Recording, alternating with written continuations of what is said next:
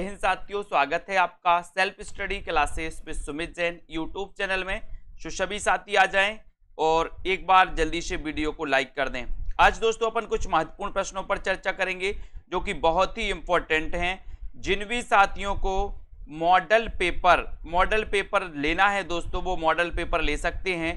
आज model paper के कुछ नमूने, कुछ प्रश्नों को आज हम आपको बताने वाले हैं कि मॉडल पेपर में इस प्रकार के महत्वपूर्ण प्रश्नों का संकलन किया गया है, उसको आप सभी देख सकते हैं। देखो, द्विवेदी युग को जागरण सुधार काल की संज्ञा किसने दी है? तो सभी लोग बताएंगे।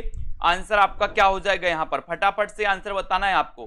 द्विवेदी युग को जागरण सुधार काल की संज्ञा किसने दी है? बताइए। क्वेश्चन है आपके डॉक्टर नगेंद्र ने, आचार्य शुक्ल ने, नामवर सेन ने, राम कुमार वर्मा ने।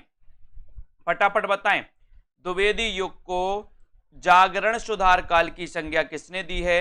ये क्वेश्चन आपसे पूछा गया है तो आपको बताना ही है और सभी लोग आंसर बताएं फटाक से।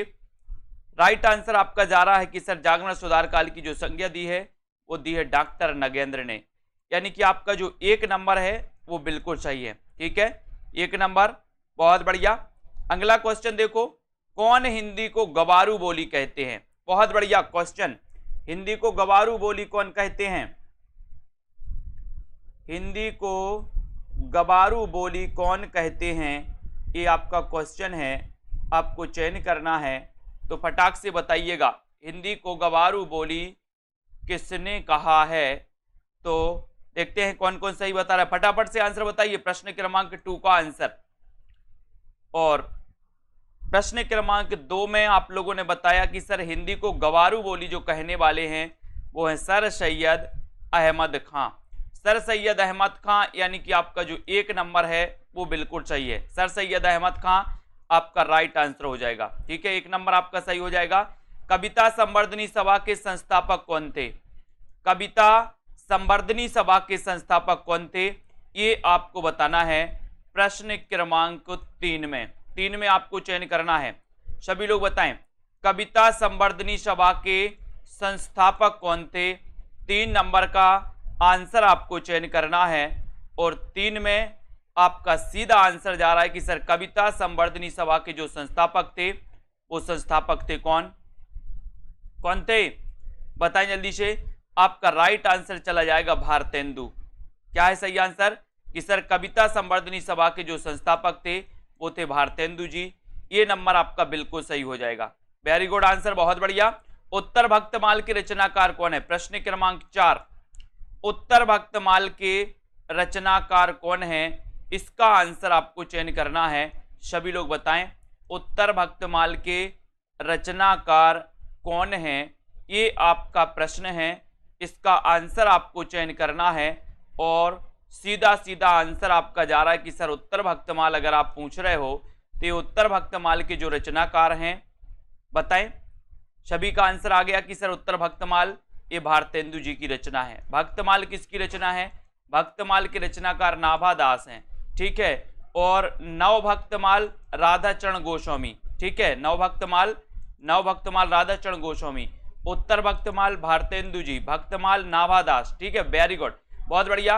राम स्वरूप चतुर्वेदी ने रासो शब्द की उत्पत्ति किससे मानी है? बहुत अच्छा क्वेश्चन। प्रश्न क्रमांक 5 में आपको बताना है, राम स्वरूप चतुर्वेदी ने रासो शब्द की उत्पत्ति किससे मानी है? किससे मानी है? सभी लोग बताएंगे। प्रश्न क्रमांक आपका 5 है। 5 का राइट आंसर आपको चयन करना है। 5 का सही आंसर क्या हो जाएगा?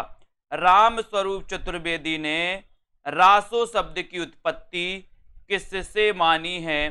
प्रश्न क्रमांक आपका 5 है और 5 में सीधा आंसर देखते हैं कौन कौन सही बता रहा है इस प्रश्न को। 5 में रामस्वरूप चतुर्वेदी का पूछा है, गलत कर जाएंगे बहुत सारे लोग। कुरैशी जी बिल्कुल सही बता रहे हैं, बहुत बढ़िया। और बहुत सारे लोगों ने डी लगा दिया, यही गड़बड़ होता है आप लोगों के साथ। आपको पता है कि रामस्वरूप चतुर्वेदी ने राउस से माना है। राउस से दोस्तों रासो शब्द की उत्पत्ति मानी है। यहां पर आपका उत्तर है 1 नंबर, राउस से रासो शब्द की उत्पत्ति मानने वाले कौन है? रामस्वरूप चतुर्वेदी। ठीक है, बहुत बढ़िया। कृषक क्रंदन एक किसकी रचना है? प्रश्न क्रमांक 6। कृषक क्रंदन की रचनाकार कौन है? गया प्रसाद शुक्ल स्नेही, निर्मल वर्मा, हरिऔध या फिर कृष्णाशोपति। प्रश्न क्रमांक आपका 6 है। 6 का आंसर आपको बताना है। कृषक क्रंदन किसकी रचना है? ये सभी लोग बताएं। कृषक क्रंदन की रचनाकार कौन है? इसका आंसर बताना है। और प्रश्न क्रमांक 6 में आपका उत्तर हो जाएगा कि सर कृषक का क्रंदन गया। कृषक का क्रंदन अब गया। गया तो गया प्रसाद शुक्ल स्नेही, यानी कि आपका 1 नंबर बिल्कुल सही हो जाएगा। कृषक का क्रंदन गया, गया से क्या बनेगा? गया प्रसाद शुक्ल स्नेही। ठीक है, ये नंबर आपका right answer. Very good. Prem Rajya Kavya के लेखक कौन है? प्रेम राज्य काव्य के लेखक कौन है? इसका आंसर आपको बताना है। प्रेम राज्य काव्य के लेखक कौन माने जाते हैं? प्रश्न क्रमांक 7 में आपको चयन करना है। प्रेम राज्य काव्य के लेखक कौन है? प्रश्न क्रमांक 7, और बढ़िया प्रश्न है दोस्तों। कौन है? प्रेम राज्य किसकी रचना है? ये बताना है। बताइए, प्रेम राज्य किसकी रचना है? क्वेश्चन थोड़ी सी दोस्तों डिफरेंट अलग होंगे, लेकिन बढ़िया क्वेश्चन। प्रेम राज्य की रचनाकार कौन है? और आपका सीधा आंसर जा रहा है कि सर प्रेम राज्य जो काव्य है, ये काव्य जयशंकर प्रसाद का। ठीक है, प्रेम राज्य की जय, प्रेम राज्य की जय, यानी ये नंबर आपका सही है। ये नंबर, वेरी गुड, बहुत बढ़िया आंसर। अगला क्वेश्चन देखो, अवध का किसान कवि किसे कहा जाता है? अवध का किसान कवि किसे कहा जाता है? अवध का किसान कवि किसे कहा जाता है? त्रिलोचन, मुक्तिबोध अज्ञेय या फिर नाथुराम शर्मा शंकर को? अवध का किसान कवि किसे कहा जाता है? बढ़िया क्वेश्चन है। प्रश्न क्रमांक 8 में आपको चयन करना है। बताएं, अवध का किसान कवि किसे कहा जाता है 8 नंबर में? और 8 नंबर में आपका सही आंसर है कि सर अवध का किसान कवि पूछा है, तो अवध के किसान कवि के पास कितने लोचन हैं? त्रिलोचन है, 3 लोचन हैं। ये नंबर आपका त्रिलोचन बिल्कुल सही हो जाएगा। ये नंबर आपका बिल्कुल सही आंसर, बहुत बढ़िया। अगले क्वेश्चन की ओर हम बढ़ेंगे दोस्तों। विकलांग श्रद्धा का दौर, ये किसकी रचना है? आपको बताना है। विकलांग श्रद्धा का दौर ये किसकी रचना है? क्वेश्चन अच्छा है, बहुत अच्छे से पढ़ देना। विकलांग श्रद्धा का दौर ये रचना किसकी मानी जाती है? कृष्णाशोपति की। बताइए, यशपाल, हरिशंकर परसाई या फिर धूमिल? विकलांग श्रद्धा का दौर ये रचना के लेखक कौन है? ये प्रश्न क्रमांक 9 में आपको बताना है। और विकलांग श्रद्धा का दौर यानी कि हरिशंकर परसाई, हरिशंकर परसाई, और सी नंबर आपका सही है। ठीक है, वेरी गुड, बहुत बढ़िया। प्रगतिशील साहित्य के मानदंड, इसके लेखक कौन है? प्रगतिशील साहित्य के मानदंड के लेखक कौन माने जाते हैं? जल्दी से बताओ। प्रगतिशील साहित्य के मानदंड के रचनाकार कौन है? प्रश्न क्रमांक आपका 10 है, और 10 में आपको चयन करना है। बहुत ही अच्छा क्वेश्चन है। बताएं कुरैशी जी, प्रगतिशील साहित्य के मानदंड के रचनाकार कौन है? प्रश्न क्रमांक 10 में, और 10 में आपका सही आंसर हो जाएगा। क्या हो जाएगा? बोले सर प्रगतिशील साहित्य के मानदंड के जो रचनाकार हैं वो है रांगे राघव। ठीक है, बहुत सारे लोग कंफ्यूज हो रहे, कुछ लोग सी लगा रहे, जबकि आंसर है आपका रांगे राघव। यानी कि आपका जो 1 नंबर है रांगे राघव वो बिल्कुल सही है। कोई मुक्तिबोध बता रहा है, कोई रामविलास शर्मा बता रहा है, लेकिन आपका सही आंसर है प्रगतिशील साहित्य के मानदंड रांगे राघव। ठीक है, वेरी गुड। अगला क्वेश्चन देख लो।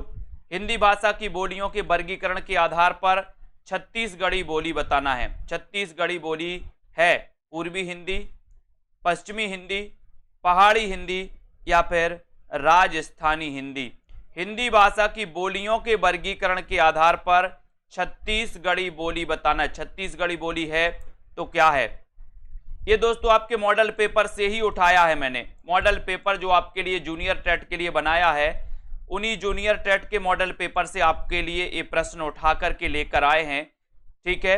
तो यहां पर हिंदी भाषा की बोलियों के वर्गीकरण के आधार पर छत्तीसगढ़ी आपको मानी, अपन ने पढ़ा है अब छत्तीसगढ़ी, अब छत्तीसगढ़ी यानी कि पूर्वी हिंदी, ठीक है। ये नंबर आपका बिल्कुल सही हो जाएगा, ठीक है, वेरी गुड। किसके भक्तिपरक गीतों का संकलन अभंग के नाम से जाना जाता है? किसके भक्तिपरक गीतों का संकलन अभंग के नाम से जाना जाता है? ये आपको बताना है। नामदेव के, सहजोबाई, कबीर या फिर दादू दयाल के? कई बार मैंने ट्रिक से याद करवाया इस क्वेश्चन को। किसके भक्तिपरक गीतों का संकलन अभंग के नाम से जाना जाता है, ये आपको बताना है।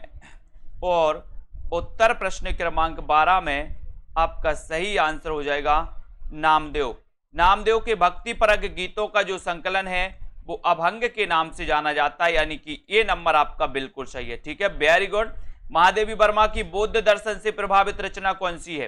प्रश्न क्रमांक 13, महादेवी वर्मा की बौद्ध दर्शन से प्रभावित रचना कौन सी है, ये आपको चयन करनी है।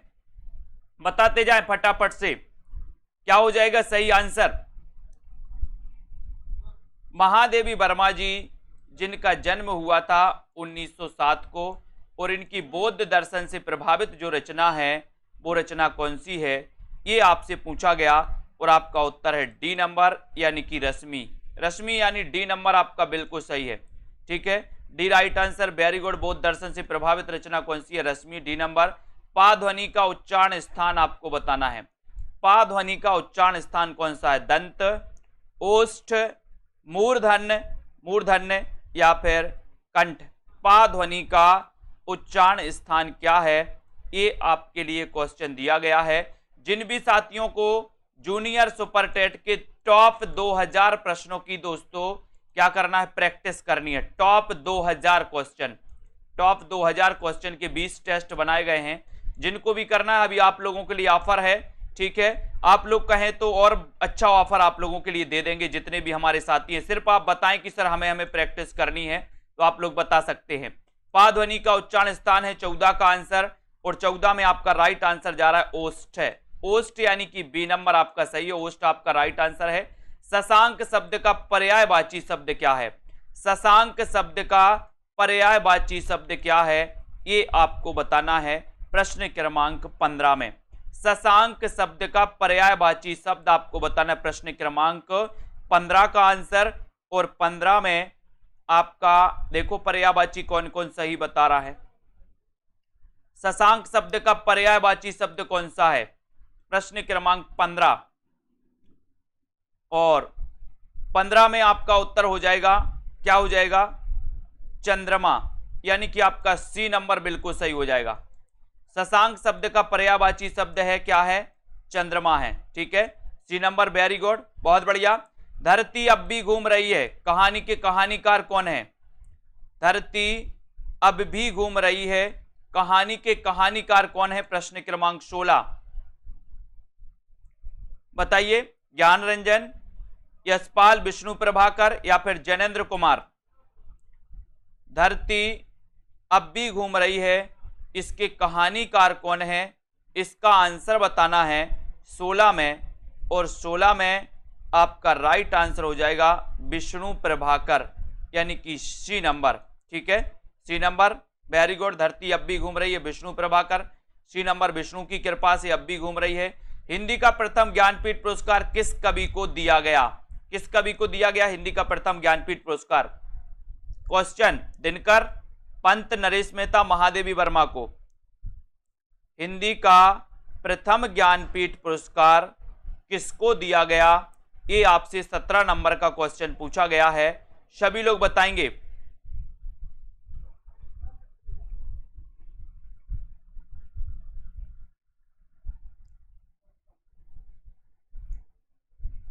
हिंदी का प्रथम ज्ञानपीठ पुरस्कार किस कवि को दिया गया? प्रश्न क्रमांक 17 में, और 17 का आंसर है आपका सुमित्रानंदन पंत को।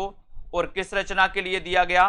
चिदंबरा के लिए दिया गया, ठीक है, चिदंबरा, बी नंबर आपका चिदंबरा बिल्कुल सही है, वेरी गुड। सुजान विनोद के रचनाकार कौन है? बताइए। सुजान विनोद, सुजान विनोद किसकी रचना है? घनानंद की, कबीर, देव या फिर पद्माकर की। देखो बहुत सारे लोग गलत बताएंगे। अब सुजान विनोद के रचनाकार कौन है?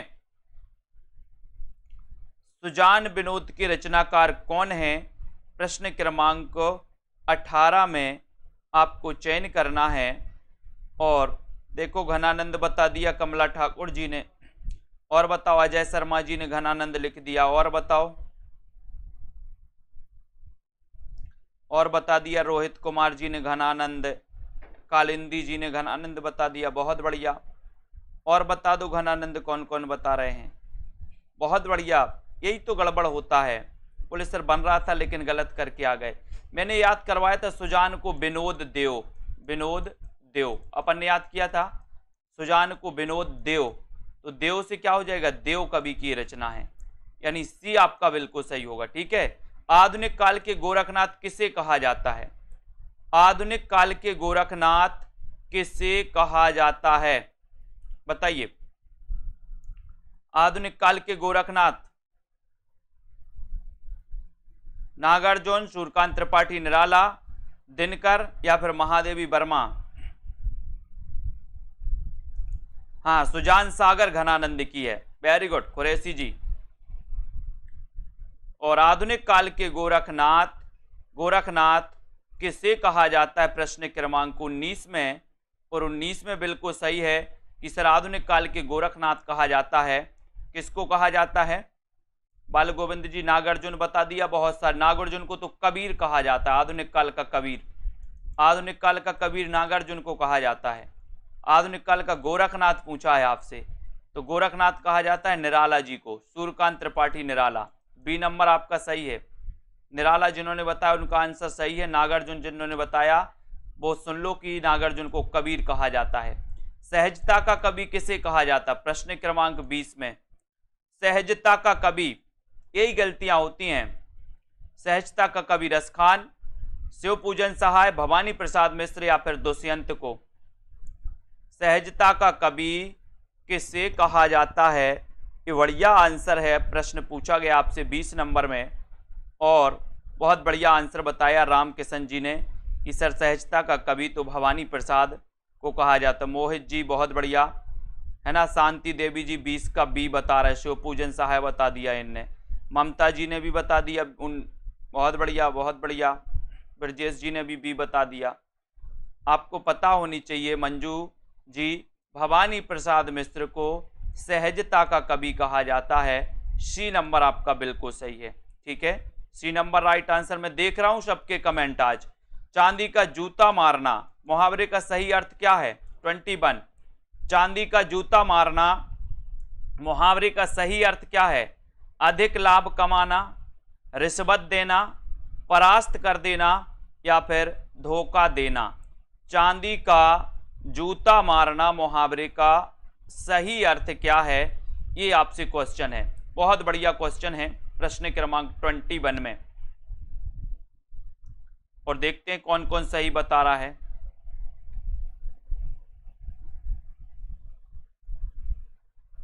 बहुत बढ़िया। लगभग अधिकांश लोगों ने सही बताया है। लगभग अधिकांश क्या, सभी लोगों ने सही बताया है। और रिश्वत देना यानी कि चांदी का जूता मारना, B number right answer. Neha Rai ji ने बस ये बता दिया। आरती वर्मा ने ये बताया। बी है, बी रिश्वत देना, बी नंबर सही। प्रैक्टिस करिए इनकी। आख्यायिका शैली का प्रथम मौलिक उपन्यास कौन सा है? फिर गलत करेंगे आप लोग। आख्यायिका शैली का प्रथम मौलिक उपन्यास कौन सा है? प्रश्न क्रमांक 22 में। 22 में बताइए आख्यायिका शैली का प्रथम मौलिक उपन्यास कौन सा है? प्रश्न क्रमांक 22 में बताइए। 22 का राइट आंसर आख्यायिका शैली का बताना है प्रथम उपन्यास कौन सा है। और आपका राइट आंसर चला गया कि सर आख्यायिका शैली की बात करते हो तो उपन्यास है श्यामा स्वप्न। ये नंबर आपका राइट आंसर।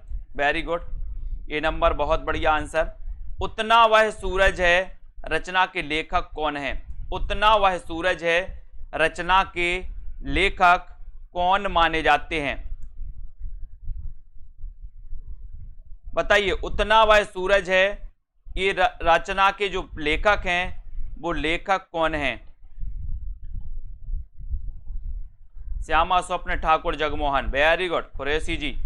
23 का आंसर आपको बताना है और 23 में आपका आंसर चला जा रहा है कि सर उतना वह सूरज है। ये जो रचना है ये रचना है भारत भूषण अग्रवाल की। सी नंबर आपका बिल्कुल सही। अपने क्वेश्चन गिनते जाओ कितने गलत कर रहे हैं आप लोग। Bharat Bhushan Agarwal, very good. जिस छंद के पहले 4 चरणों में रोला और बाद में दोस्तों ये 2 चरण में उल्लाला होता है, उसमें 24-28 मात्राओं के योग से 52 मात्राएं होती हैं, उस छंद का नाम आपको बताना है। पहले 4 चरणों में रोला और बाद में दोस्तों बताना है आपको 2 चरण में उल्लाला होता है, उसमें 24-28 मात्राओं के योग से 52 मात्राएं होती हैं। वो छंद कौन सा है? हरि गीतिका, गीतिका, कुंडलियां या फिर छप्पय? 24 का आंसर। बहुत अच्छा क्वेश्चन है। 24 का आपको चयन करना है और बहुत बढ़िया आंसर आया सभी लोगों का कि सर जो है 24-28 की मात्राओं के योग से 52 मात्राएं होती हैं, तो वो होता है छप्पय छंद। छप्पय छंद। एक और क्वेश्चन, छप्पयों का राजा किसे कहा जाता है? छप्पयों का राजा किसे कहा जाता है? एक और क्वेश्चन बताना प्रवीण ओझा जी। ये छप्पय हरि गीतिका में 52 मात्राएं नहीं होती हैं हरि गीतिका में। ये छप्पय यानी कि डी नंबर आपका छप्पय सही है। सारंग का पर्यायवाची शब्द कौन सा है? सारंग का पर्यायवाची शब्द कौन सा है? नमक, सारथी, मोर या फिर घोड़ा? सारंग का पर्यायवाची शब्द आपको बताना है। प्रश्न क्रमांक 25 में बताएं।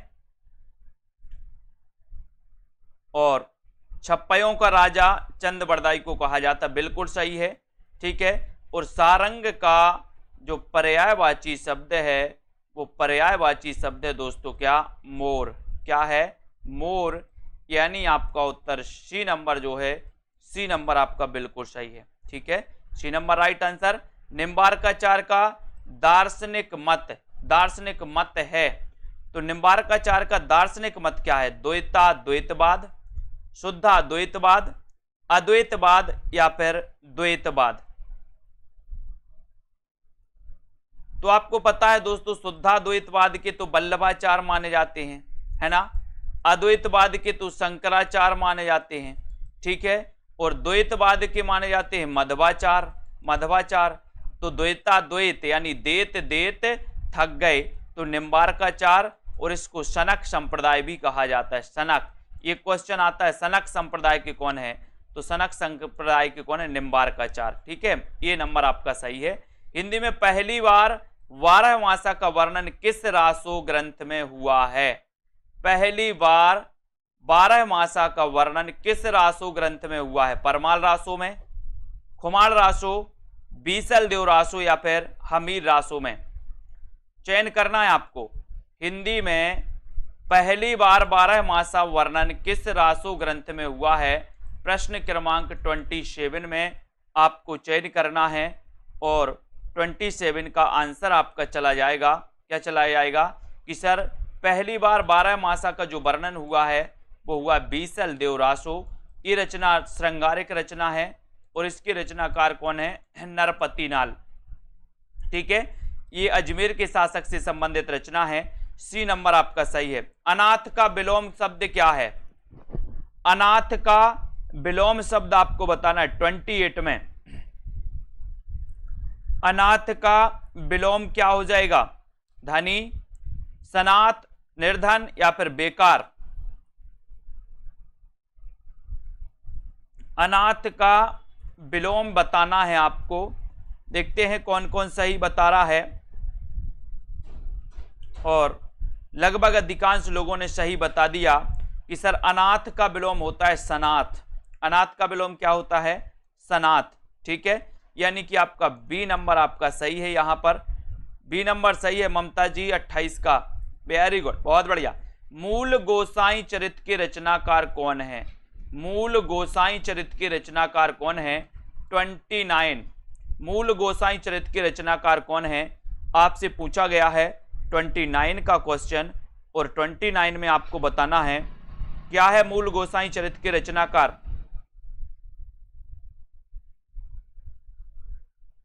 और सभी लोग लगभग सही आंसर बता रहे हैं कि सर मूल गोसाई चरित्र के जो रचनाकार हैं वो हैं बेड़ी माधव दास, यानी आपका जो बी नंबर है बेड़ी माधव दास, बी नंबर आपका बिल्कुल सही है, बेड़ी माधव दास राइट आंसर है। रस रतन के रचयिता कौन है, रस रतन के रचयिता कौन है, 30 का आंसर आपको चयन करना है। 30 में आपको बताना है रस रतन के रचनाकार कौन माने जाते हैं, और सीधा आंसर आपको बताना है। राइट आंसर चाहिए चले के ये विश्वास जी, रस रतन के रचनाकार कौन है, बहुत बढ़िया राइट आंसर पोहकर कवि, कौन है, पोहकर कवि हैं, डी नंबर आपका बिल्कुल सही है, पोहकर कवि। सा का उच्चारण स्थान बताइए दोस्तों, षटकोण वाले सा का उच्चारण स्थान कंठ है, दंत है, तालु या फिर मूर्धा, क्या है, सा का उच्चारण स्थान आपको चयन करना है, चयन करिए। प्रश्न क्रमांक 31 का आंसर, और 31 में आपका सही आंसर क्या जा रहा है, देखते हैं कौन कौन का आंसर सही आ रहा है। 31 में और बहुत बढ़िया आंसर आ गया कि सर ये मूर्धा सही है, सा का उच्चारण स्थान डी नंबर। कामायनी का सर्ग नहीं है, तो कौन सा सर्ग नहीं है बताइए,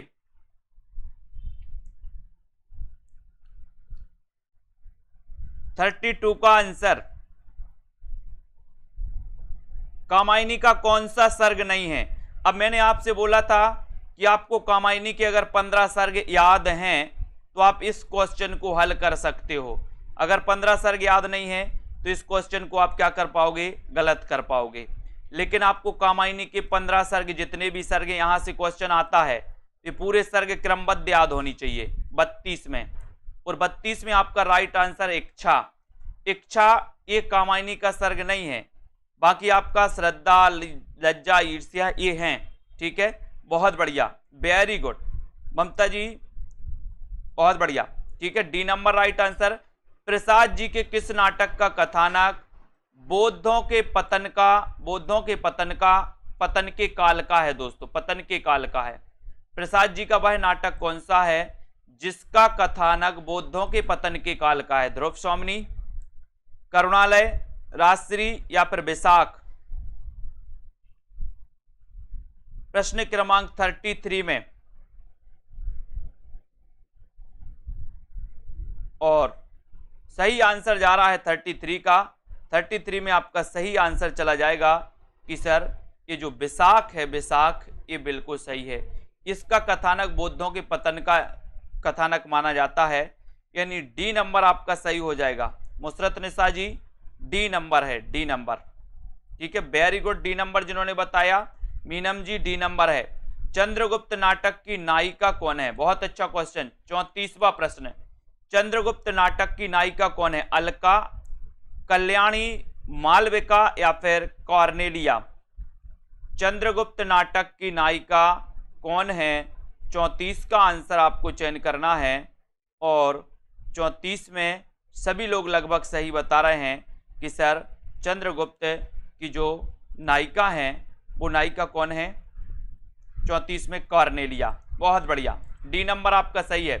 गांधीवाद की 100 परीक्षा निबंध के लेखक कौन है, गांधीवाद की 100 परीक्षा ये निबंध के लेखक कौन है, 35 का आंसर बताना है। 35 में गांधीवाद की 100 परीक्षा, बहुत बढ़िया, सभी लोग आंसर सही बता रहे हैं, लेकिन एक अच्छा क्वेश्चन है, गांधीवाद की 100 परीक्षा इस निबंध के लेखक कौन माने जाते हैं। 35 का राइट आंसर बताना है, और देखते हैं कौन कौन सफल होता है इस क्वेश्चन में। कमला जी, ईला चंद्र बता रही हैं, और बताओ, गांधीवाद की 100 परीक्षा, शशि जी ने भी ईला चंद्र बता दिया, ब्रजेश जी ने भी बता दिया, बहुत बढ़िया, और बताओ, प्रवीण जी हरिशंकर परसाई बता रहे हैं, हाँ बहुत बढ़िया, रामकिशन जी ने बता दिया है कि सर ये जो है ये यशपाल का है, गांधीवाद की 100 परीक्षा निबंध के रचनाकार हैं यशपाल, यानी डी नंबर आपका यशपाल बिल्कुल सही है। डी नंबर वालों का राइट आंसर, वेरी गुड। लहू पुकारे आदमी कहानी के कहानीकार कौन है? लहू पुकारे आदमी, लहू पुकारे आदमी ये किसकी कहानी है? कमलेश्वर, शिव प्रसाद सिंह, मार्कंडे या फिर मधुकर सिंह? 36 में चयन करना है। लहू पुकारे आदमी, बताएं ये किसकी कहानी है?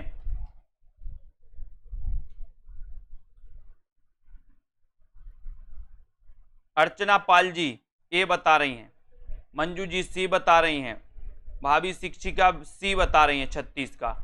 और बताओ, नेहा जी ने भी सी बता दिया, आज तो लाइन लगी सी की। बबीता जी ने भी सी, बहुत बढ़िया। KM जोशी, कहे कि मार्कंडे को ज़्यादा जानते आप लोग, लहू पुकारे आदमी, है ना। और जिन्होंने मधुकर बताया है, मधुकर, उनका आंसर सही है। लहू पुकारे आदमी ये मधुकर सिंह की रचना है। किसकी है? मधुकर सिंह की कहानी है। डी नंबर आपका सही है। लहू पुकारे आदमी, काय के लिए पुकारे? बोले मधु के लिए पुकारे, मधु, ठीक है। पुकारे आदमी या लहू पुकारे आदमी मधु के लिए, मधु के लिए तो मधुकर सिंह, ठीक है। बांग्ला कहानी सैलसीमा बेगम का हिंदी रूपांतरण है, बताइए। रसिया बालम, दुखबा में कांसू कहूं मोरी सजनी, दुलाई वाली या फिर बेटों वाली विधवा? बांग्ला कहानी सैलसीमा बेगम का हिंदी रूपांतरण है, तो कौन सी रचना है? 37 का आंसर, 37 में आपको चयन करना है। बहुत ही बढ़िया प्रश्न है। बांग्ला कहानी सैलसीमा बेगम, बताइए। तो उत्तर हो जाएगा आपका, क्या हो जाएगा यहां पर? दुखबा में कांसे कहूं मोरी सजनी, ठीक है। दुखबा में कांसे कहूं मोरी सजनी, किसकी है ये कहानी? ये बताइए, ये किसकी है? इसके रचनाकार भी आपको बताना है। बी नंबर तो आपने बिल्कुल सही बता दिया, बाकी इसके रचनाकार भी बताइए। जहां कोई साधारण बात कहकर उसकी किसी विशेष बात से समानता बताई जाए, ठीक है। जहां कोई साधारण बात कहकर उसकी किसी विशेष बात से समानता बताई जाए वहां कौन सा अलंकार होता है? बहुत अच्छा क्वेश्चन है 38 में। जहां कोई साधारण बात कहकर उसकी किसी विशेष बात से समानता बताई जाए वहां कौन सा अलंकार होता है? प्रश्न क्रमांक आपका 38 है, और 38 में देखते हैं कौन कौन सही बता रहा है। चतुर्सेन शास्त्री जी की रचना है दुखबा में कांसू कहूं मोरी सजनी। प्रश्न क्रमांक 38 में, जहां कोई साधारण बात कहकर उसकी किसी विशेष बात से समानता बताई जाती है वहां पर कौन सा अलंकार होता है? तो लगभग बहुत सारे लोगों ने सही बताया है कि सर यहाँ पर भ्रांतिमान नहीं होता, भ्रांतिमान नहीं, संदेह भी नहीं, विभावना भी नहीं। थोड़े से 4 विकल्प को अब यहाँ पर आपको देखना है दोस्तों। आपको उदाहरण की बिल्कुल परिभाषा याद नहीं। भ्रांतिमान की तो है ही कि जहां पर दोस्तों भ्रम जो है क्या है, ये भ्रम पक्का हो जाता है, संदेह अंत तक बना रहता है। विभावना में दोस्तों क्या होता है? विभावना और विशेषोक्ति एक दूसरे के विपरीत होते हैं। और जहां कोई साधारण बात कहकर उसकी किसी विशेष बात से, तो उदाहरण जैसे अपन बोलते ना, है ना, क्या एक गाना है ना, वो वाला कौन सा गाना है? 1 सड़क 57 गलियां रचना के लेखक कौन है? एक गाना नहीं सुना आप लोगों ने? तेरी अखियां कमाल जैसे, ऐसे कुछ आता ना, तो जैसे से उसकी समानता बताई जाती है। तो ऐसे उदाहरण दे करके अपन बोलते ना, कोई भी चीज ऊपर लिखते, परिभाषा लिखते हैं, फिर जैसे लिख करके क्या करते उसके बारे में बताते, तो उससे समानता बताई जाती है, तब उदाहरण अलंकार होता है। 1 सड़क 57 गलियां रचना के लेखक कौन है? प्रश्न क्रमांक 39 में 1 सड़क 57 गलियां, और 39 में राइट आंसर है। बोले सर इसके रचनाकार हैं कौन? कौन है? कमलेश्वर।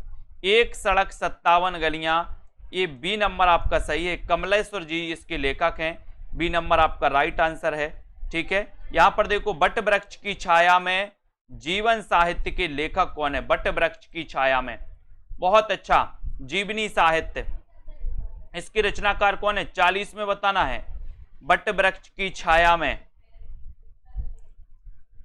बट वृक्ष की छाया में जीवनी साहित्य के लेखक कौन हैं?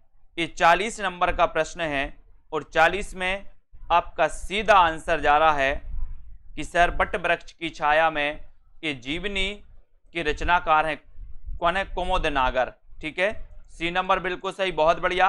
गालिब छूटी शराब आत्मकथा के लेखक कौन है? गालिब छूटी शराब किसकी आत्मकथा है? बनेगा आप लोगों से। गालिब छूटी शराब, ठीक है, गालिब छूटी शराब मैंने कई बार आपको बताया है कि मैं बता दे रहा हूं आज और कि जो पति क्या होते हैं, शराब पीते हैं, जो पति शराब पीते हैं उनकी पत्नियों को कालिया बन जाना चाहिए। क्या बनना है? कालिया। एक बार क्या हुआ कि एक पति शराब पीता था तो उसकी पत्नी बहुत परेशान थी, बहुत परेशान थी। उसकी पत्नी ने भी एक बार क्या किया, वो भी एक बोतल लेके आई और बीच बाजार में सड़क पे खड़े होके फिर उसने भी पी। तो उस दिन का दिन है कि उस व्यक्ति ने फिर शराब नहीं पी। तो बोले सर गालिब छूटी शराब, कैसे छूटी शराब? अरे बोले पत्नी कालिया बन गई थी। क्या बन गई थी? पत्नी कालिया बन गई थी। तो रविंद्र कालिया, ये नंबर आपका बिल्कुल सही है। ठीक है, कालिया बन जाना अपन को भी। पिंजरे में मैना आत्मकथा की लेखिका कौन है? पिंजरे में मैना आत्मकथा की लेखिका कौन है? राजी सेठ, मन्नू भंडारी, चंद्रकिरण सोनरिक्शा या फिर शिवानी? पिंजरे में मैना, बोले हम पिंजरे में मैना को लेकर के कहां जाएंगे? रिक्शा पर जाएंगे, रिक्शा पर। रिक्शा, पिंजरे में मैना रिक्शा यानी सोन रिक्शा। सी नंबर सही है, सोन रिक्शा। ठीक है, सोन रिक्शा राइट आंसर हो जाएगा। बहुत बढ़िया। बेदिन बेलोग रेखा चित्र के लेखक कौन है? बेदिन बेलोग, डॉक्टर नगेंद्र, महेंद्र भटनागर, शिवपूजन सहाय, सेठ गोविंद दास।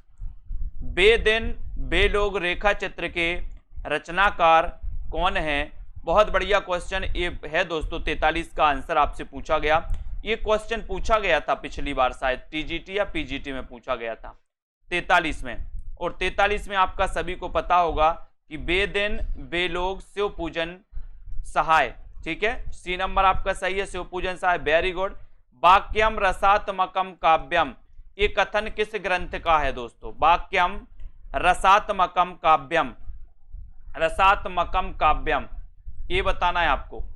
सभी लोग बताएंगे ये कथन किसका है, किस ग्रंथ से लिया गया है।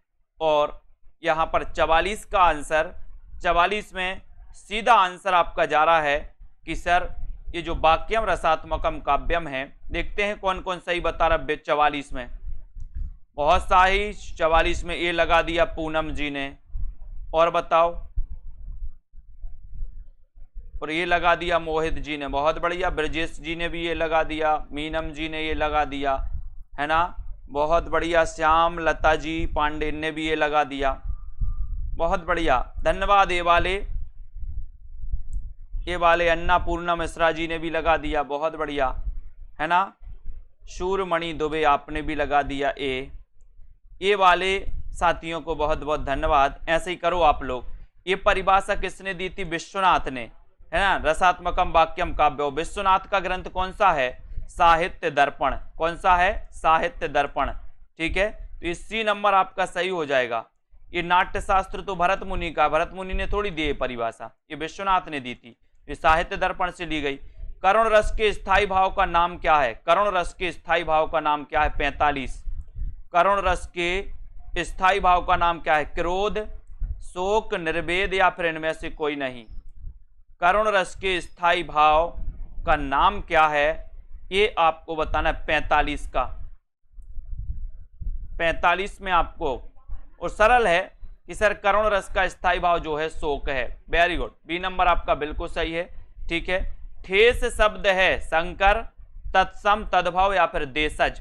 ठेस कैसा शब्द है? ठेस कैसा शब्द है? संकर शब्द है, तत्सम है, तद्भव है या फिर देशज है? प्रश्न क्रमांक आपका 46 है और 46 में आपने सही बताया है कि सर जो ठेस शब्द है ये ठेस शब्द है देशज। कैसा शब्द है ये? देशज शब्द है। डी नंबर आपका बिल्कुल सही हो जाएगा। ठीक है, वेरी गुड। मुहावरा किस भाषा का शब्द है बाल गोविंद जी?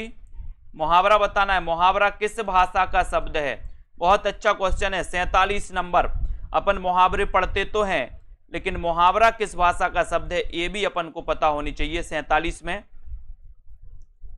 47 का आंसर चयन करिए। मुहावरा किस भाषा का शब्द है ये आपको बताना है।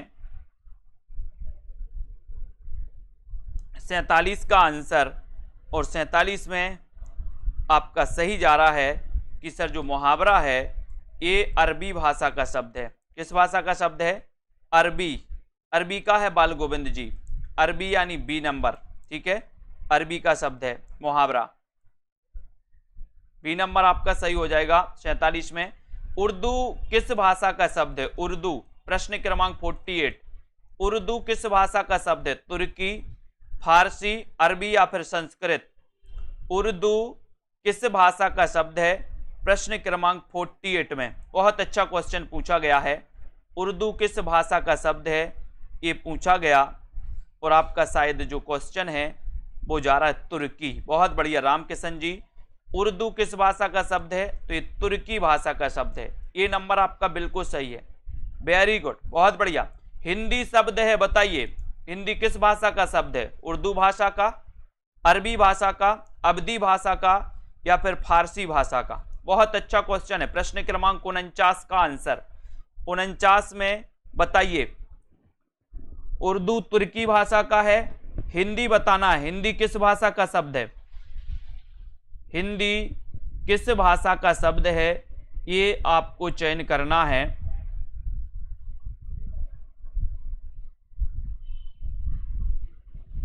और देखते हैं कौन कौन सही बता रहा है। हिंदी, और सही आंसर चला गया कि सर हिंदी जो है ये फारसी भाषा का शब्द है, यानी आपका डी नंबर जो चला गया वो बिल्कुल सही है। बहुत बढ़िया, डी नंबर आपका राइट आंसर है। हिंदी फारसी भाषा का शब्द है। संस्कृत के ऐसे शब्द जिन्हें हम ज्यों का त्यों प्रयोग में लाते हैं दोस्तों, उन्हें क्या कहते हैं? 50 का आंसर, 50 का राइट आंसर बताना है। संस्कृत के ऐसे शब्द जिन्हें हम ज्यों का त्यों प्रयोग में लाते हैं उन्हें क्या कहते हैं? 50 में आपको चयन करना है, उन्हें क्या कहते हैं?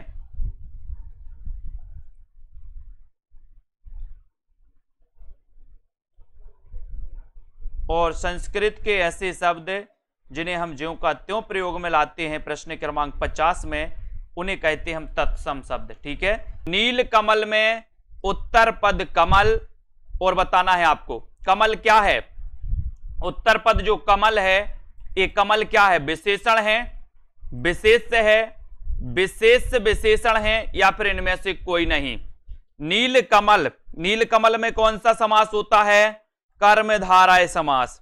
ठीक है, लेकिन आपको बताना है कि उत्तर पद जो कमल है वो क्या है, बताएं, फटाक से बताएं। 51 का आंसर, और 51 में सभी लोग बताएंगे। 51 का राइट आंसर देखो बहुत सारे लोग सी बता रहे हैं। मोहित जी ने सी बता दिया, और बताओ क्या बता रहे हैं कौन कौन?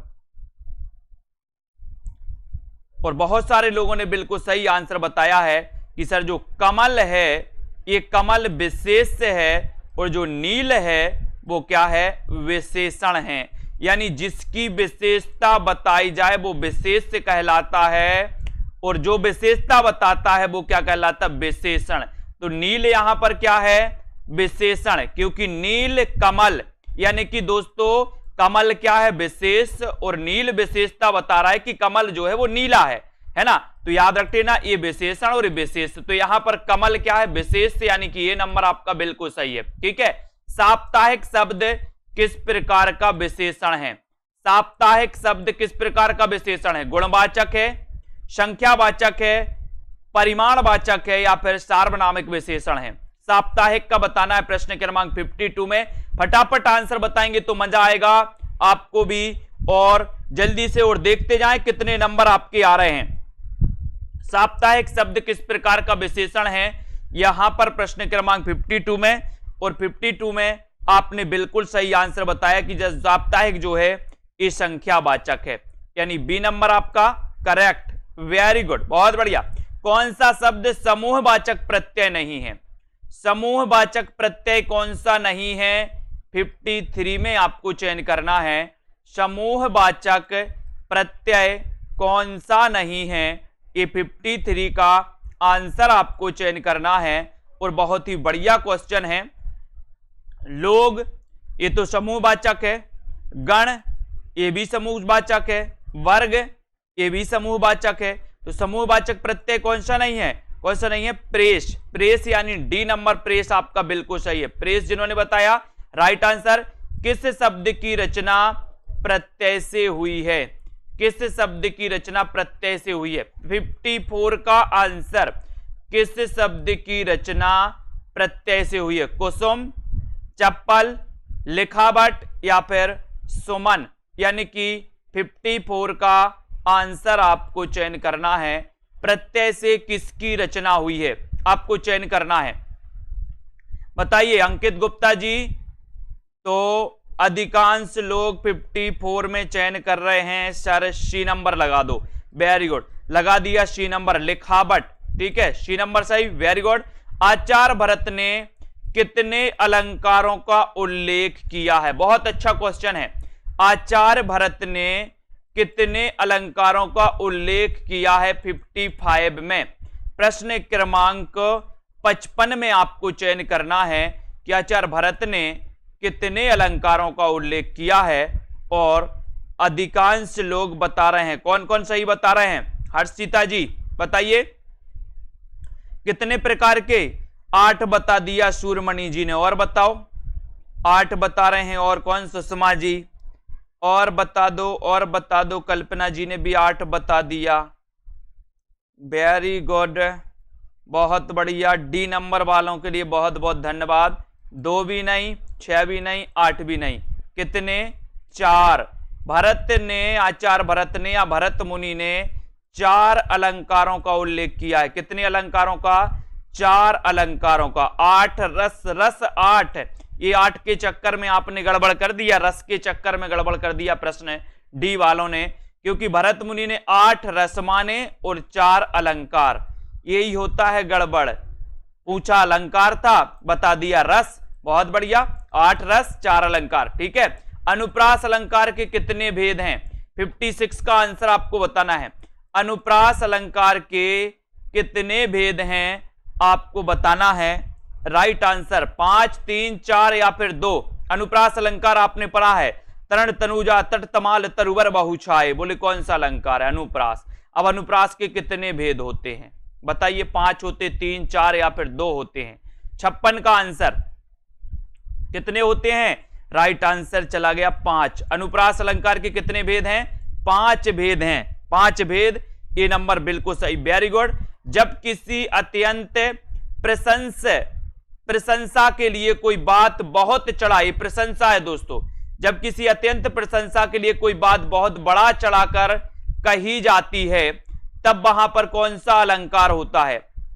जब किसी अत्यंत यानी कि अति वाली प्रशंसा के लिए कोई बात बड़ा चढ़ाकर कही जाती है, तब वहां पर कौन सा अलंकार होता है? अतिशयोक्ति। अतिशयोक्ति देखो कैसा लिखा जाता है, ये अतिशयोक्ति सही है। कभी कभी ये वाक्य शुद्धि में भी, ये शब्द शुद्धि में भी आता है दोस्तों।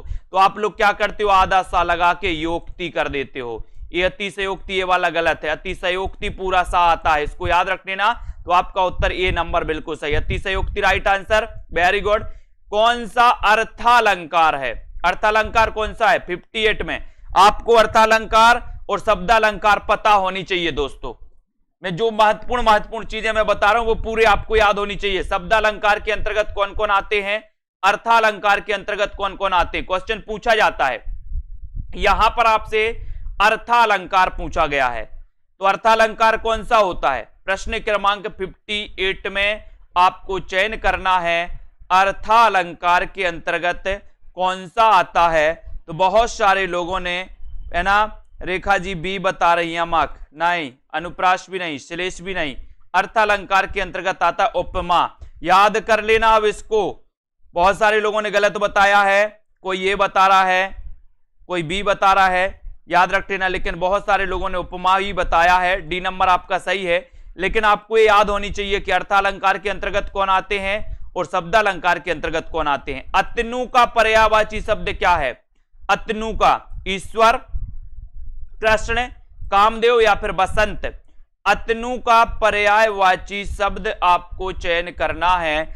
59 का उत्तर आपको बताना है। राइट आंसर क्या हो जाएगा? अतनु का पर्यायवाची शब्द कौन सा है? सीधा सीधा आंसर आपको बताना है और आंसर आपका जा रहा है, कौन सा जा रहा है? अतनु। अतनु का बताना है। लक्ष्मी भट्ट जी सही बताया लगभग सभी लोगों ने कि सर अतनु तो कामदेव का पर्यायवाची है। C number right, very good. Saraswati का पर्यायवाची क्या है दोस्तों? सरस्वती का पर्यायवाची भारती, शारदा, बाक या फिर उपरोक्त सभी।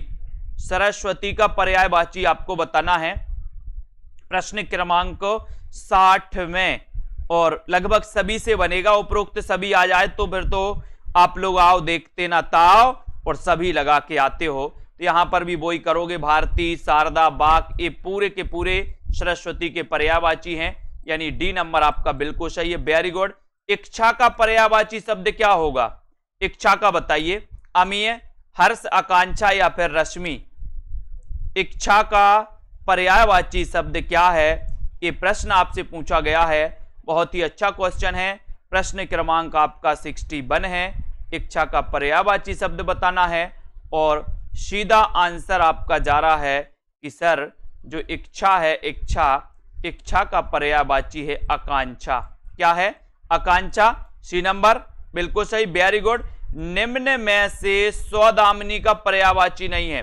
पर्यायवाची बोले सर पूरे पूरे पर्यायवाचियों की तो बाढ़ आ गई।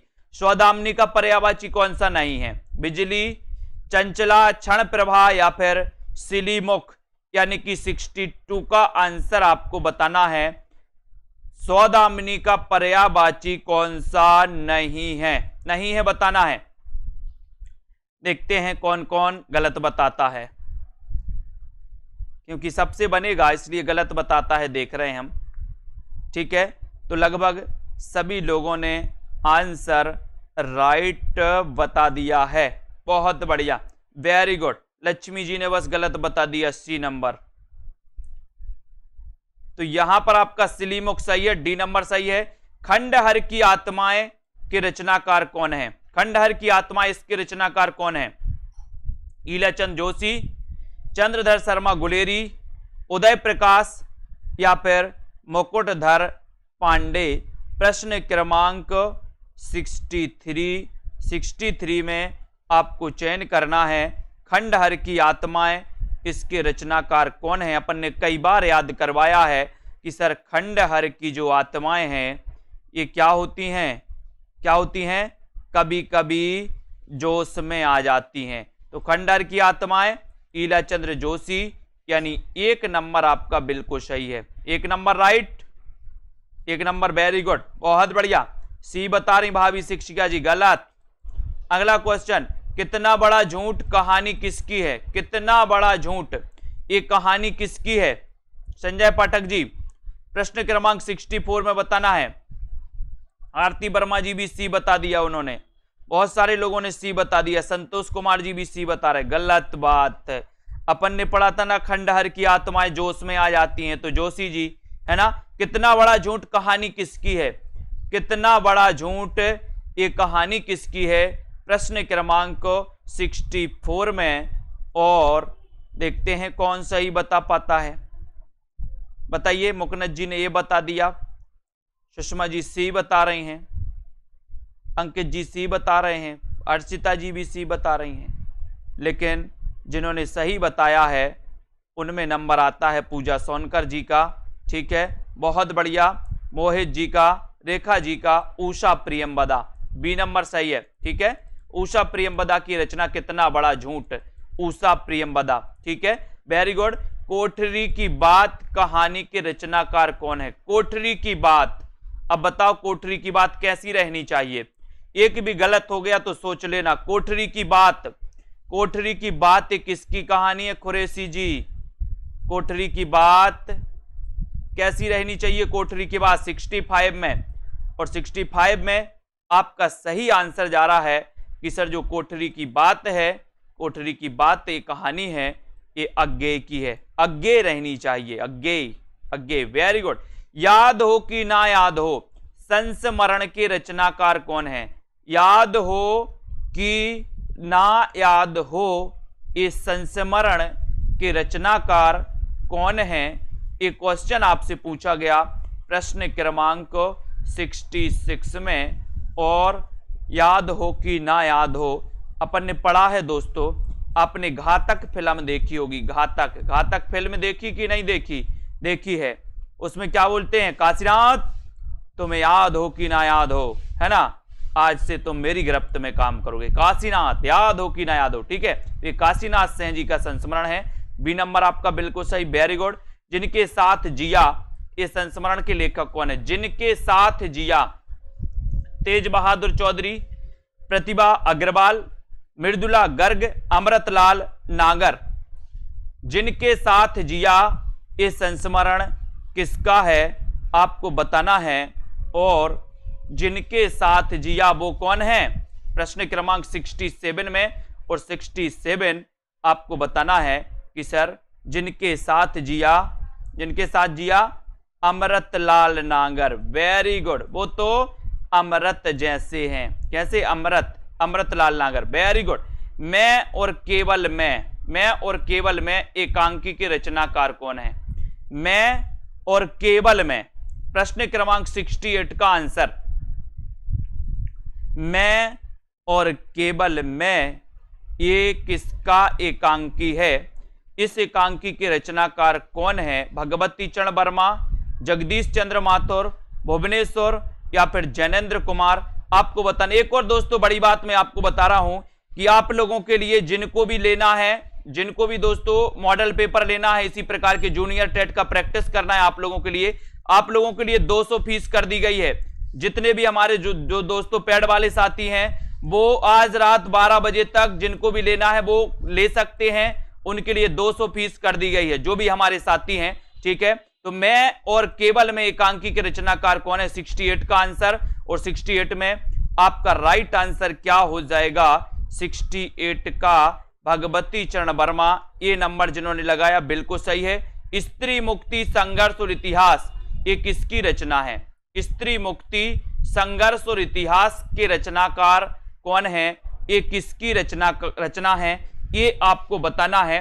प्रश्न क्रमांक 69 का आंसर, और 69 का आंसर बहुत बढ़िया जा रहा है कि सर ये जो स्त्री मुक्ति और संघर्ष है, स्त्री मुक्ति और संघर्ष और इतिहास, ये रमणिका गुप्ता, रमणिका गुप्ता यानी डी नंबर आपका सही है। ठीक है, डी, ये रमणिका गुप्ता जी की रचना है दोस्तों, डी नंबर। आचार्य रामचंद्र शुक्ल का प्रथम सैद्धांतिक ग्रंथ कौन सा है? सैद्धांतिक ग्रंथ पूछा है आपसे। आलोचनादर्श, समालोचक, काव्य में रहस्यवाद, या फिर कविता क्या है? रामचंद्र शुक्ल का प्रथम सैद्धांतिक ग्रंथ कौन सा है? प्रथम सैद्धांतिक ग्रंथ कौन सा है? रामचंद्र शुक्ल जी का, यानी कि 70 का उत्तर बताना है। बहुत ही अच्छा क्वेश्चन है, क्वेश्चन कई बार पूछा गया है। कौन कौन सही बता रहा है? सही बताने के लिए बहुत बढ़िया आंसर बताया है खुशी मौर्य जी, सी नंबर। काव्य में रहस्यवाद, प्रथम सैद्धांतिक ग्रंथ कौन सा है? काव्य में रहस्यवाद, रामचंद्र शुक्ल जी का। ठीक है, वेरी गुड, बहुत बढ़िया। अगला है नई कविता का आत्म संघर्ष के लेखक कौन है? नई कविता का आत्म संघर्ष, इसके लेखक कौन है? प्रेमचंद, जयशंकर प्रसाद, मुक्तिबोध, या फिर मलयज? प्रश्न क्रमांक 71 है। नई कविता का आत्म संघर्ष के लेखक कौन है? इस 71 का आंसर आपको चयन करना है। बहुत ही अच्छा क्वेश्चन है, और 71 में सीधा सीधा आपका राइट आंसर चला जा रहा है कि सर ये जो नई कविता का आत्म संघर्ष है, इसके जो लेखक हैं वो लेखक है मुक्तिबोध। ठीक है, मुक्तिबोध, सी नंबर बिल्कुल सही। पंत की कौन सी छायावादी रचना नहीं है? पंत की कौन सी छायावादी रचना नहीं है। तो कौन सी नहीं है छायावादी रचना? युगबाणी, ग्रंथि, वीणा या फिर पल्लव। पंत की कौन सी रचना छायावादी नहीं है? 72 का आंसर। और 72 में पंत की कौन सी रचना छायावादी नहीं है? राइट आंसर चला जाएगा युगबाणी। युगबाणी यानी आपका ये नंबर बिल्कुल सही है। ठीक है, ये छायावादी नहीं है तो ये फिर कौन सी है? ये प्रगतिवादी है। ठीक है, ये नंबर बिल्कुल सही। क्वासी, क्वासी किसकी रचना है? क्वासी, प्रश्न क्रमांक 73।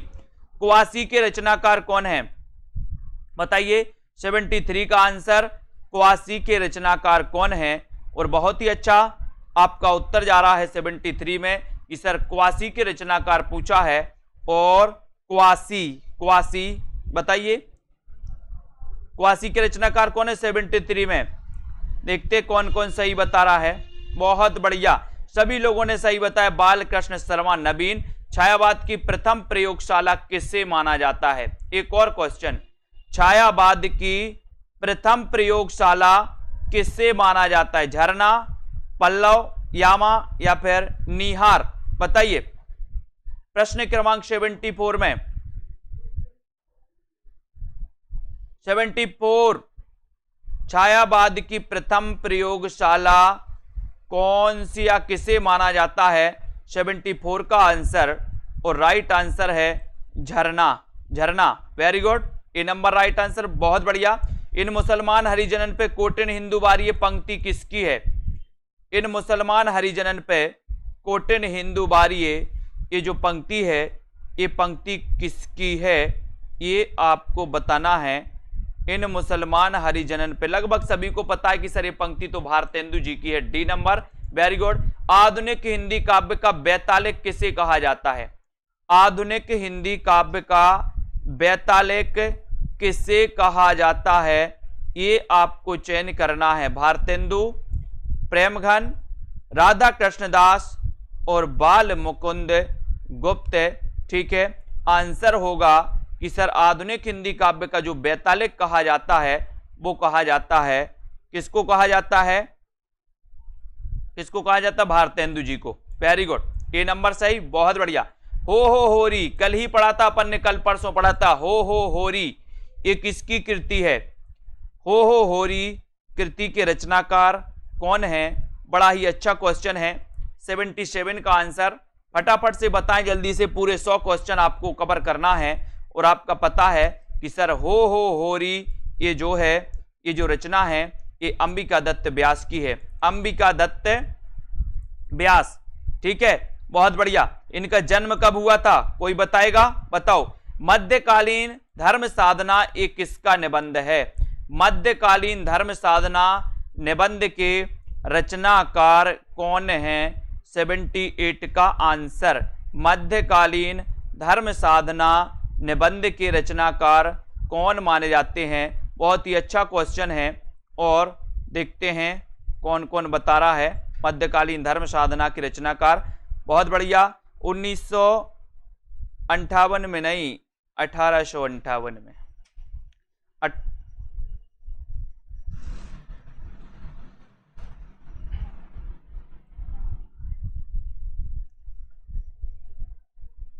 तो यहां पर राइट आंसर क्या हो जाएगा? हजारी प्रसाद द्विवेदी। सी नंबर सही है, वेरी गुड। भूत के पांव किसकी व्यंग रचना है? भूत के पांव, भूत के पांव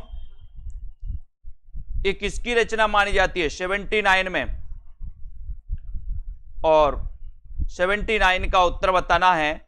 और भूत के पांव ये जो रचना है दोस्तों ये हरिशंकर परसाई जी की है। ठीक है, बी नंबर आपका सही, वेरी गुड आंसर। किस प्रकार के निबंधों में बुद्धि तत्व प्रमुख होता है? किस प्रकार के निबंधों में बुद्धि तत्व प्रमुख होता है? भावात्मक, वर्णात्मक, विवरणात्मक या फिर विचारात्मक? किस प्रकार के निबंधों में बुद्धि तत्व प्रमुख होता है? आपको चयन करना है और प्रश्न क्रमांक 80 का उत्तर बताना है। बहुत ही अच्छा क्वेश्चन है दोस्तों। किस प्रकार के निबंधों में बुद्धि तत्व प्रमुख होता है? प्रश्न क्रमांक 80 में।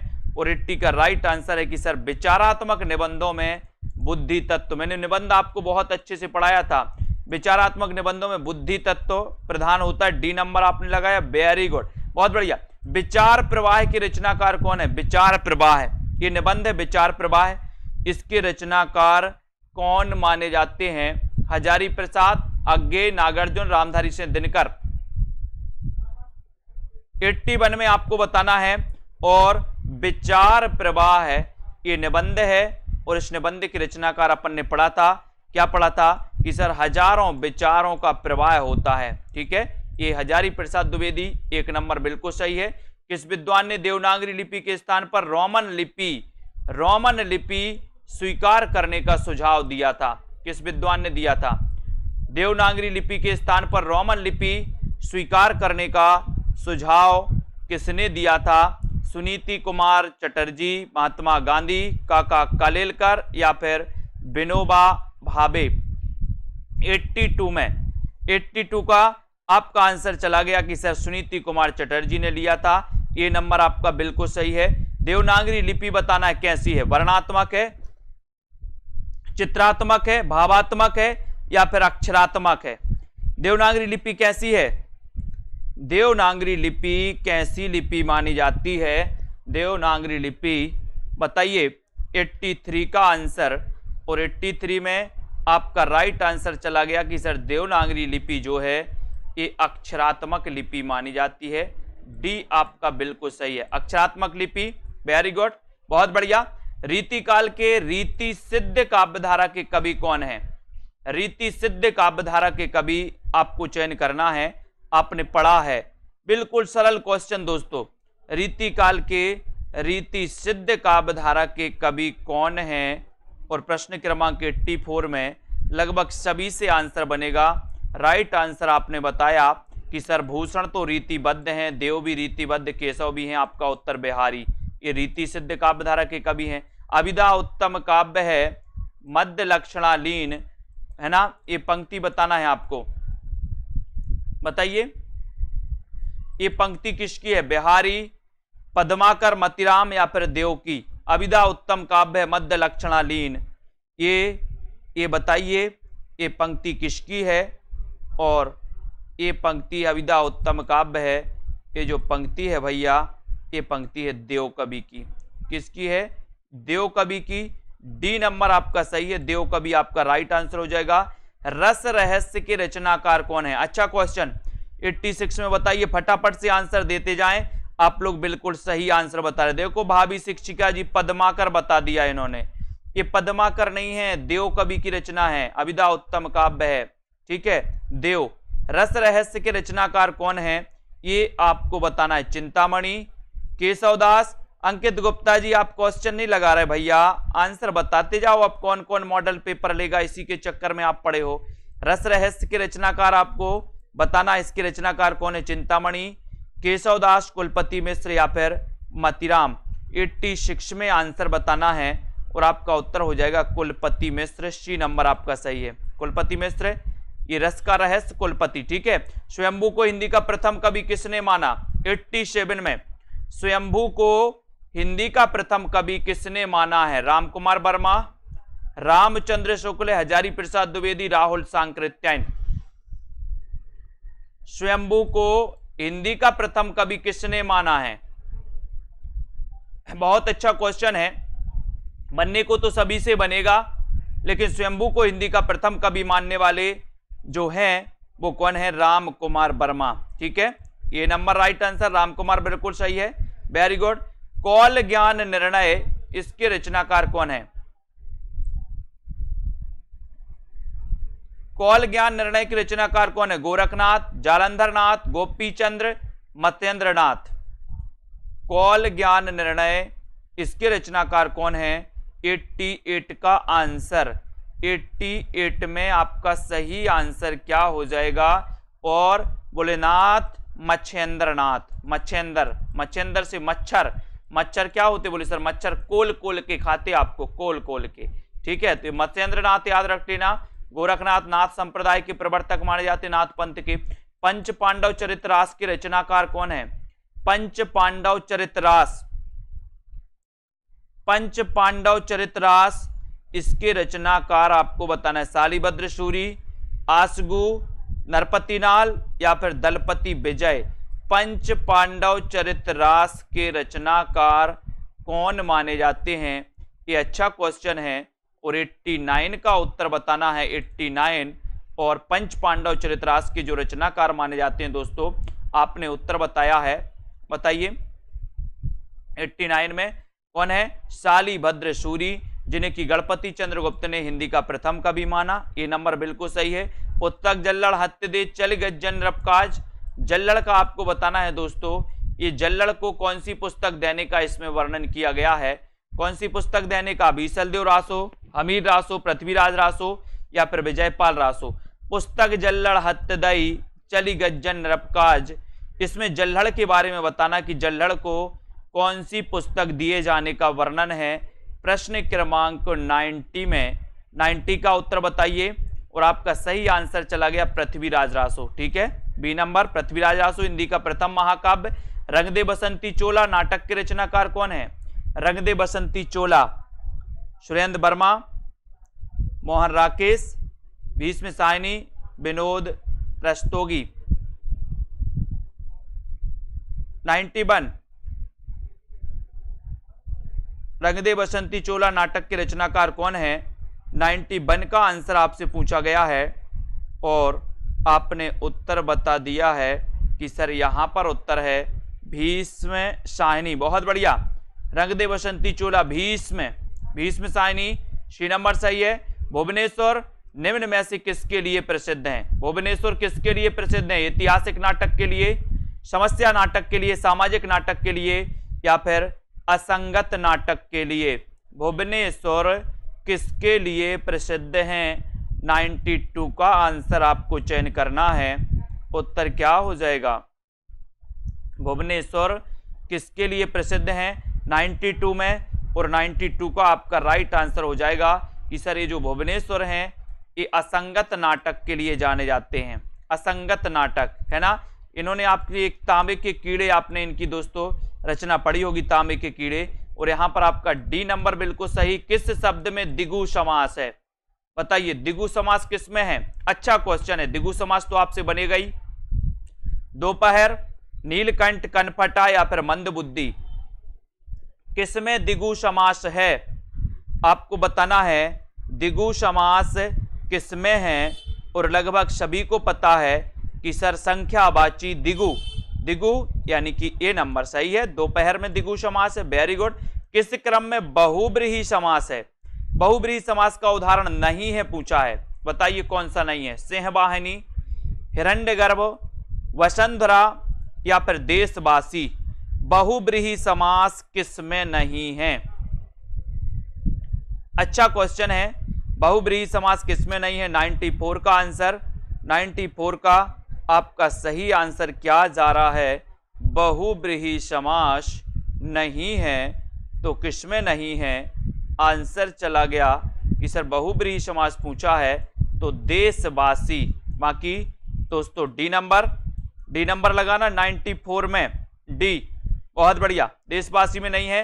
रामवृक्ष बेनीपुरी की कौन सी कृति यात्रा वृत्त की है? कौन सी कृति यात्रा वृत्त की है? सागर की लहरों पर, अप्रवासी की यात्राएं, पैरों में पंख बांधकर या फिर मेरी यूरोप यात्रा। रामवृक्ष बेनीपुरी की कौन सी कृति यात्रा वृत्त संबंधी है? यात्रा वृत्त संबंधी कौन सी कृति है? 95 में। बहुत ही अच्छा क्वेश्चन है और 95 में आपका उत्तर हो जाएगा कि सर रामवृक्ष बेनीपुरी की जो कृति यात्रा वृत्त संबंधी है वो है पैरों में पंख बांधकर, यानी कि आपका सी नंबर पैरों में पंख बांधकर बिल्कुल सही है। उड़ते चलो यात्रा वृत्त के रचनाकार कौन है? उड़ते चलो यात्रा वृत्त के रचनाकार कौन है? भगवत शरण उपाध्याय, सत्यनारायण, रामवृक्ष बेनीपुरी, इनमें से कोई नहीं। उड़ते चलो यात्रा वृत्त के रचनाकार कौन है? 96 का आंसर उड़ते चलो और वृक्ष पर बैठ जाओ। वृक्ष पर तो रामवृक्ष बेनीपुरी सी नंबर आपका सही। Very good. एक स्वाभिमानी अध्यापक के जीवन संघर्ष को कथानक बनाकर लिखा गया उपन्यास कौन सा है? लिखा गया उपन्यास कौन सा है? नदी यशस्वी है, डूबते मस्तूल, यह पथबंधु था, या धूमकेतु एक श्रुति?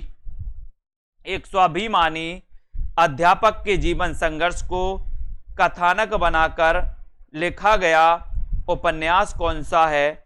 ये 97 का आंसर पूछा गया है और आकांक्षा जी ने बिल्कुल सही बताया कि सर यह पथबंधु था।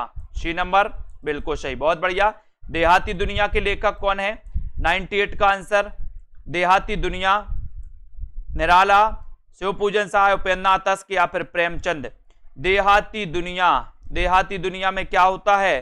बोले सर शिव की पूजन ही सहाय होती है। देहाती दुनिया में शिव की पूजन ही सहाय होती है, यानी कि आपका उत्तर बी नंबर शिव पूजन सहाय। Very good. तरुण के स्वप्न आत्मकथा के लेखक कौन है? तरुण के स्वप्न ये किसकी आत्मकथा है? 99 का आंसर, और लगभग सभी से पूरा बनना चाहिए। तरुण के स्वप्न आत्मकथा के लेखक कौन है? Right answer